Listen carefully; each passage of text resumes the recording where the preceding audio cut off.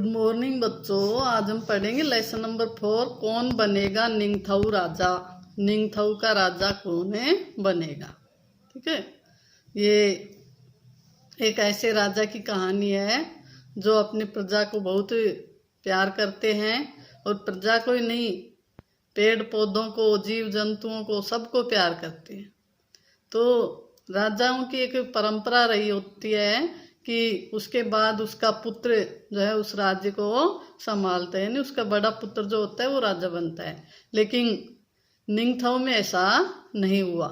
यहाँ के राजा ने अपने पुत्रों में एक प्रतियोगिता रखी और जो सर्वश्रेष्ठ निकला उसी को राजा घोषित किया। तो उसी के बारे में इसमें बताया है और ये शिक्षा दी है कि सर्वश्रेष्ठ ही हमेशा ऊंचे पद के लायक होता है। तो मणिपुर की इस लोक कथा के अंतर्गत पर्यावरण संरक्षण और जनता के प्रति राजा की प्रेम भावना प्रकट की गई है। साथ यह भी बताया गया है कि एक अच्छे शासक में किन किन गुणों का समावेश होना चाहिए, कौन कौन से गुण हो ताकि वो अच्छा शासक बन सके। तो इसमें जो है एक बहुत पुरानी कहानी है। मणिपुर के कांगलीपाक राज्य में एक निंगथऊ और एक लेइमा राजा रानी रहते थे। ठीक है, तो ये उन्हीं की जो है बारे में बताया गया है। उनके कोई जो है अपनी प्रजा को बहुत प्यार करते थे, पशु पक्षी और जो है पेड़ पौधों सबसे प्यार करते थे। वो कहते थे कि हमारे राज्य में सबको सुखी रहने का अधिकार है। लेकिन उनके कोई संतान नहीं थी और सभी प्रार्थना करते थे प्रजाजन कि उनका जल्दी से एक पुत्र हो जो उनके बाद उनका जो है राज्य का उत्तराधिकारी बने, युवराज बने। फिर जो है उन सभी प्रजाजनों की इच्छा अनुसार उनके जो है पुत्र हुआ। सभी प्रजाजन और राजा रानी खुश थे और इसके बाद उनके एक नहीं, दूसरा, तीसरा, 3 पुत्र हुए और उसके बाद एक पुत्री हुई। उनके नाम थे जो है सबसे बड़ा जो पुत्र था उसका नाम था सानाजाउबा, फिर दूसरा था सानायाइमा और तीसरा था सानातोम्बा और जो पुत्री हुई उसका नाम था सानातोम्बी। इस प्रकार उनके 4 संतान हो गई। अब राजा को लगा कि कोई युवराज घोषित किया जाए, तो युवराज के लिए उन्होंने एक प्रतियोगिता रखी। कौन सी प्रतियोगिता? घुड़सवारी की प्रतियोगिता रखी। घुड़सवारी की कि जो भी घुड़सवारी में श्रेष्ठ निकलेगा उसी को युवराज घोषित कर देंगे। लेकिन हुआ क्या, घुड़सवारी में तीनों ही पुत्र जो है एक साथ अपने लक्ष्य पर पहुंचे। इस प्रकार उस प्रतियोगिता का कोई जो है उद्देश्य नहीं रहा। फिर राजा ने उनसे कहा कि आप अपनी इच्छा अनुसार हमें कोई ऐसा कर्तव्य करके दिखाए हैं कि हम आप में से कोई जो है एक को युवराज घोषित कर सके। तो तीनों पुत्रों ने एक से बढ़कर एक कर्तव्य दिखाए, लेकिन उनकी जो मूल भावना थी, जो जीव जंतुओं के प्रति, पेड़ पौधों के प्रति जो प्यार था वो उनमें दिखाई नहीं दिया। ये सब किसमें दिखाई दिया? उनकी जो सबसे छोटी पुत्री थी उसमें जो ये सब दिखाई दिया। इसमें सानातोम्बी में, और सानातोम्बी को ही जो है अगले युवराज के रूप में घोषित किया गया। उसे ही जो वहाँ का राजा घोषित किया गया। राज्य को संभालने के लिए उसे ही वो पद दिया गया। तो इस प्रकार से जो है सानातोम्बी को राज्य संभालने के लिए जो है घोषित कर दिया गया। तो इस प्रकार से इस संपूर्ण पाठ को आप पढ़ लें एक बार ध्यान से। जो ध्यान से पढ़ेंगे तो ये सारा पाठ आपके अच्छे से समझ में आ जाएगा। तो एक बार शुरू से लास्ट तक इस पाठ को ध्यान पूर्वक पढ़ें अपनी किताब खोल करके। इसके शब्दार्थ हैं, ये शब्दार्थ पहले देख लें, इनको याद कर लें ताकि जो पाठ है वो समझने में आसानी हो सके। ठीक है, इसमें एक ज्ञान की बात बताई गई। एक अच्छे शासक को हर किसी के दुख दर्द को समझ कर उसका निवारण करना चाहिए। एक अच्छे शासक के लिए प्रजा की खुशी सबसे बढ़कर होती है। ठीक है, आप देखिए इसके प्रश्न उत्तर देख लीजिए और अपनी नोटबुक में कर लेना। ठीक है, निंगथऊ और लेइमा को किस चीज़ की कमी थी? निंगथऊ और लेइमा के कोई बच्चा नहीं था, इसलिए उन दोनों को बच्चे की कमी थी कि उसका बच्चा हो और युवराज बने। तो निंगथऊ और लेइमा को अपनी कोई संतान नहीं थी, यही कमी उन्हें दुखी करती थी। मणिपुर के निंगथऊ किसका सुख चाहते थे? मणिपुर के जो निंगथऊ थे वो किसका सुख चाहते थे? मणिपुर के निंगथऊ प्रजा, पक्षी, जानवर व पेड़ पौधे सभी का सुख चाहते थे। आगे देखिए बहुविकल्पीय प्रश्न। लोगों की क्या प्रार्थना थी?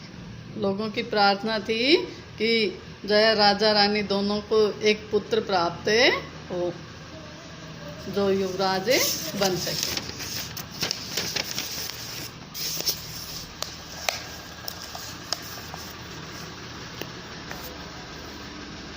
निंगथऊ और लेइमा किसका बहुत ध्यान रखते थे? किसका ध्यान रखते थे? बच्चे का, भाई का, माँ बाप का, प्रजा का? किसका ध्यान रखते थे? प्रजा का।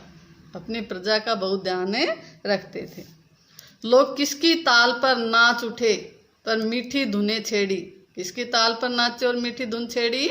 जो है बांसुरी की मीठी धुन छेड़ी और ढोल की ताल पर नाच उठे। तो यहाँ ढोल तो है नहीं, तो आप बांसुरी कर ले, बांसुरी की मीठी धुनें छेड़ी। निंगथऊ के कितने बेटे थे? निंगथऊ के कितने बेटे थे? 3।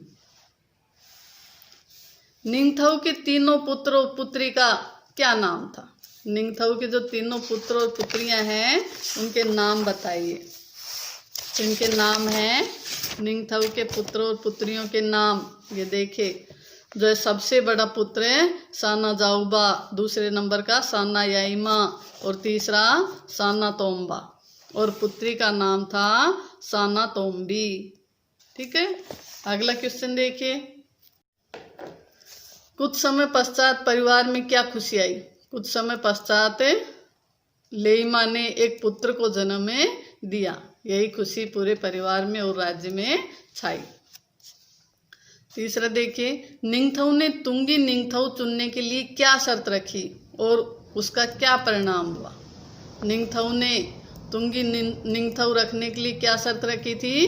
दौड़ की शर्त रखी थी, घुड़सवारी की, कि जो भी घुड़सवारी में सबसे आगे आएगा उसी को युवराज घोषित कर दिया जाएगा। इसका क्या परिणाम हुआ? इसका परिणाम क्या हुआ था कि तीनों ही राजकुमार घुड़सवारी में श्रेष्ठ साबित हुए, सभी अपने लक्ष्य पर एक साथ पहुंचे, इसलिए इसका कोई परिणाम नहीं निकला। आगे देखिए, तीनों पुत्रों के नाम बताते हुए उनके कर्तव्यों का वर्णन कीजिए। जो तीनों पुत्र थे उनके क्या क्या नाम थे और उन्होंने क्या क्या कर्तव्य दिखाए, इनका वर्णन करना है। इसका जो सबसे बड़ा पुत्र था साना जाऊबा, उसने अपने घोड़े को एड़ लगाई और उसे जो है दौड़ता हुआ खोंगनंग तक पहुंचा और खोंगनंग के पास जाकर के सभी उसे देखते समझते, इससे पहले वह पेड़ को भेद कर घोड़े समेत उसके अंदर से निकल गया, दूसरी तरफ चला गया। दूसरा राजकुमार जो था साना याइमा, उसने भी क्या किया? अपना घोड़ा बहुत तेज दौड़ाया और पेड़ के नजदीक आकर उसने घोड़े को कूदने के लिए एड़ लगाई और दोनों ऊपर कूदे, इतने ऊंचे कि एक अद्भुत छलांग में वे उस विशाल वृक्ष को पार कर दूसरी ओर पहुंच गए।